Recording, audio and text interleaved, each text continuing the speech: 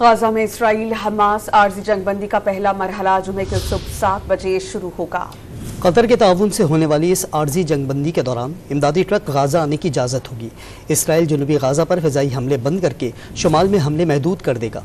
इसके अलावा हमास 13 इस्माइली ख़वातीन और बच्चों को जुमे की शाम 4 बजे रिहा करेगी। उसके बदले इसराइल 130 फ़लस्तीनी कैदी रिहा करेगा। हमास मज़ीद 50 इसराइली कैदियों को आइंदा 4 रोज़ में रिहा करेगी। गाजा में इसराइल हमास आर्जी जंगबंदी का पहला मरहला जुमे के सुबह 7 बजे शुरू होगा। कतर के ताउन से होने वाली इस आर्जी जंगबंदी के दौरान इमदादी ट्रक गाजा आने की इजाज़त होगी। इसराइल जनूबी गाजा पर फ़िज़ाई हमले बंद करके शुमाल में हमले महदूद कर देगा। इसके अलावा हमास 13 इस्माइली ख़वातीन और बच्चों को जुमे की शाम 4 बजे रिहा करेगी।